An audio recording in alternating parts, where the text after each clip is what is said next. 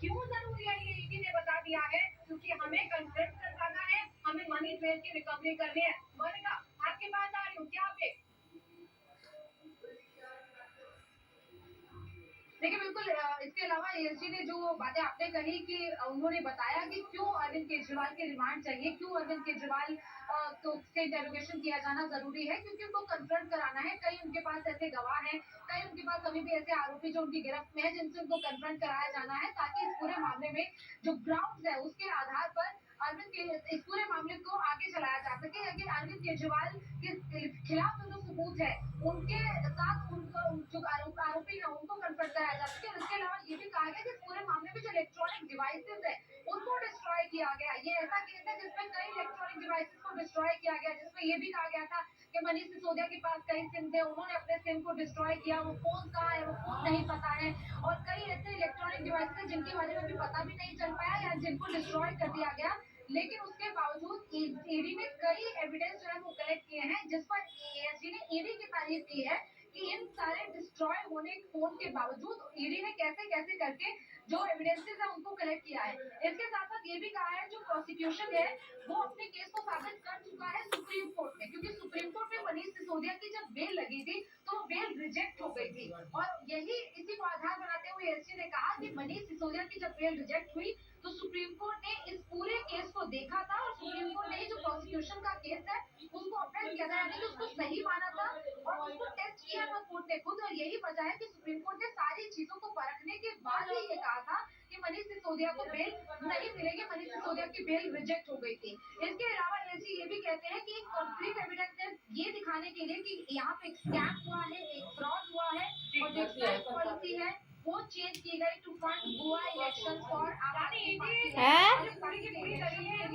जो गोवा की है। और ईडी बार बार ये कह रही है कि हमें पता करना है कि ये स्कैम हुआ कैसे है। और ईडी की तरफ से कहा गया कि मुख्य साजिशकर्ता है अरविंद केजरीवाल, इसलिए हमें उन्हें कन्फर्म भी कराना है, हमें पूरी जानकारी हासिल करनी है, इसलिए हमारे लिए रिमांड जरूरी है। बड़ी खबर इस वक्त की है कि देखिए दलीलें अब कोर्ट के अंदर पूरी हो चुकी है, दोनों पक्षों की दलीलें पूरी हो चुकी है कोर्ट के अंदर। किसी भी वक्त अरविंद केजरीवाल को लेकर राहुल एवेन्यू कोर्ट से फैसला आ सकता है। देखिए लंबी सुनवाई चली है जिसमें पहले ईडी की तरफ से एएसजी ने अपना पक्ष रखा, तमाम सबूतों का जिक्र किया गया, साउथ लॉबी का जिक्र किया गया, के कविता के हवाले से क्या जानकारी मिली उसका जिक्र किया गया, सीडीआर का जिक्र किया गया। तो फिर अरविंद केजरीवाल की तरफ से 3 वकील पेश हुए। पहले अभिषेक मनु सिंघवी सुप्रीम कोर्ट से अपनी पिटीशन को विड्रॉ करके रिमांड की इस कार्रवाई में हिस्सा लेने के लिए पहुंचे थे। उन्होंने ये बताया कि गिरफ्तारी कैसे गैर कानूनी है, गिरफ्तारी कैसे अवैध है। उसके बाद एक के बाद एक 2 वकील रिमांड के खिलाफ अपनी दलीलें रख रहे थे। उन्होंने भी इस मसले को पहले तो चुनाव से जोड़ा और कहा कि देखिए चुनाव नजदीक है, चुनाव आचार संहिता लग चुकी है, इसीलिए ये जो गिरफ्तारी है ये पूरी तरीके से गलत है, क्योंकि अधिकार को छीना जा रहा है। दिल्ली के मुख्यमंत्री अरविंद केजरीवाल का, वो एक पार्टी के संयोजक भी हैं, उन्हें चुनाव प्रचारों में जाना है, अपने कैंडिडेट को खड़ा करना है। और साथ ये भी कहा कि ईडी के अपने बयानों में कॉन्ट्रडिक्शन है।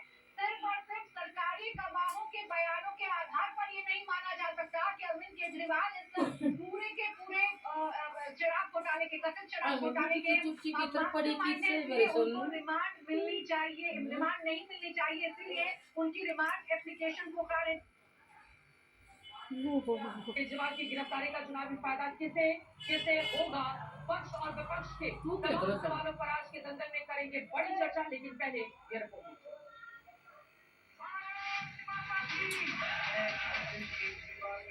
दिल्ली में कभी केंद्र में हमारी सरकार बनी है, हम दोषियों को जेल में भी मतलब है कि उनसे काम नहीं हो रहा।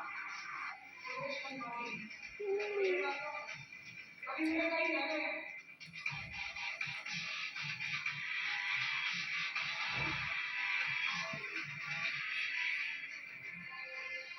चंद सालों में वक्त की कोई ऐसी भूमि कि जिस करप्शन को मिटाने के लिए केजरीवाल आए थे, उसी करप्शन के आरोप में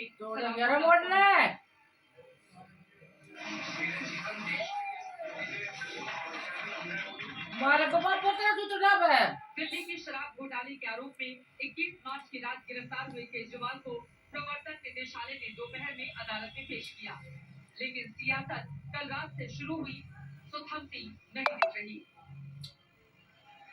दिल्ली में में प्रदर्शन, पंजाब में प्रदर्शन, यूपी में, महाराष्ट्र में, गोवा में प्रदर्शन। आम आदमी पार्टी के कार्यकर्ताओं को जहां मौका मिला वहीं प्रदर्शन किया, ईडी की कार्रवाई का विरोध किया। अदालत में ईडी ने 10 दिन के रिमांड के लिए अर्जी लगाने में दलील रखनी शुरू की, तो बचाव की ओर से अभिषेक मनु सिंघवी ने अपनी दलील रखी। ईडी ने कहा है कि 28 पन्नों में गिरफ्तारी के आधार हैं। केजरीवाल पूरे घोटाले के किंगपिन हैं। सिंघवी ने कहा कि ईडी कॉपी पेस्ट कर रही है, रिमांड अर्जी में गिरफ्तारी के आधार वाली बातें लिख रही है। ईडी ने कहा शराब नीति बनाने में केजरीवाल सीधे शामिल है, इससे व्यक्ति विशेष को सीधा फायदा पहुंचाया गया है। सिंघवी ने कहा कि पहली बार सिटिंग सीएम गिरफ्तार किया गया है। चुनाव से पहले किसी पार्टी के टॉप लीडरशिप जेल में डाल दी। ईडी ने कहा दलाली के पैसे गोवा चुनाव में इस्तेमाल हुए। सिंघवी ने कहा गिरफ्तारी के आधार में तथ्य सबूत है, तब रिमांड क्यों चाहिए? ईडी की ओर से कहा गया 2 मौकों पर नकद पैसे का लेन देन हुआ, हवाला के जरिए 45 करोड़ रुपए गोवा भेजे गए। केजरीवाल की ओर से दलील रखते हुए सिंघवी ने कहा गवाहों के बयान है, केजरीवाल का नाम नहीं है। 80% लोगों ने कहा है कि केजरीवाल से कोई डील नहीं हुई। ईडी की ओर से कहा गया विजय नायर केजरीवाल के लिए काम कर रहा था। सिंघवी ने कहा अप्रूवर के बयान को भरोसेमंद नहीं माना जाना चाहिए। ED is calling the kingpin of this. How do you respond? What I have to say, I don't want to engage in cameras. Sorry, thanks a lot.